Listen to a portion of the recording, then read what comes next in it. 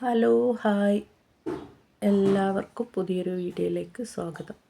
അപ്പോൾ ഇന്ന് നമ്മൾ വൈകുന്നേരത്തേക്ക് ഉണ്ടാക്കുന്നത് ഫ്രൂട്ട് സലാഡാണ് കേട്ടോ. അപ്പോൾ ഇപ്പോൾ 1/2 ലിറ്റർ പാല് മുഴുവനായിട്ട് എടുത്തിട്ടില്ല കേട്ടോ.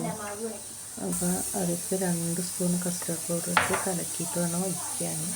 ഇതിന് മുന്നേ ഞാൻ 1/2 ലിറ്റർ പാലിക്ക് ഒരു 5 സ്പൂൺ പൊടിയൊക്കെ എടുത്ത് കലക്കിയിട്ട് ഉണ്ടാക്കിയപ്പോൾ ആകെ ഉപ്പുമാവ് പോലെ ആയിട്ടോ തണുത്ത് വന്നപ്പോൾ.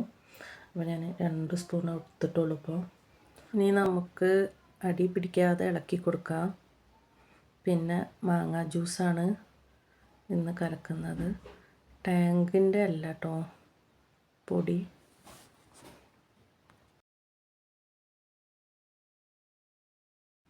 ഇതിപ്പോൾ നല്ലോണം കുറുകി വന്നിട്ടുണ്ട്. ഇനി തീ ഓഫാക്കി വെക്കാം.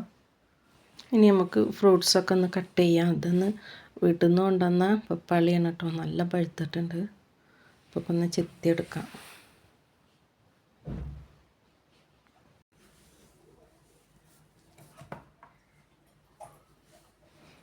ഒക്കെ നമുക്കൊന്ന് കുരിയൊക്കെ കളഞ്ഞ് വെട്ടിയെടുക്കാം കേട്ടോ. എന്നിട്ട് പിന്നെ ഇപ്പോൾ എടുത്തതിൻ്റെ ബാക്കി നമുക്ക് ബോക്സിലാക്കി ഫ്രിഡ്ജിൽ വെച്ചാൽ പിന്നെ എടുക്കാമല്ലോ.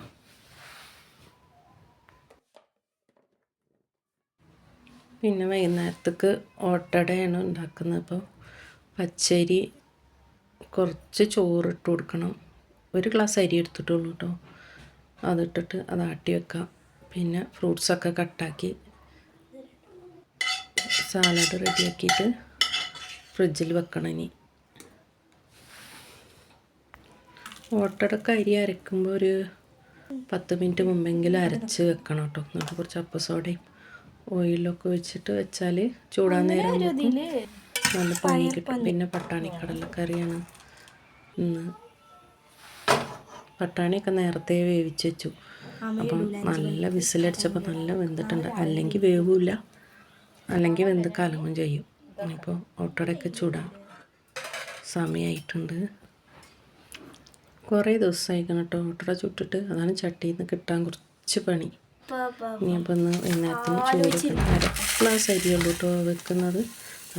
അപ്പോൾ ഇതിൻ്റെ ഇടയിൽ കൂടെ അരിയും കൂടി കഴുകാൻ കുക്കറിലിട്ട് ഒരു വിസിൽ വന്നാൽ ചോറുമായല്ലോ.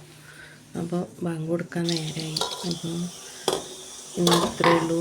വീഡിയോ ഇഷ്ടമായ ലൈക്ക് ചെയ്ത് ഷെയർ ചെയ്ത് സപ്പോർട്ട് ചെയ്യാൻ മറക്കരുത്.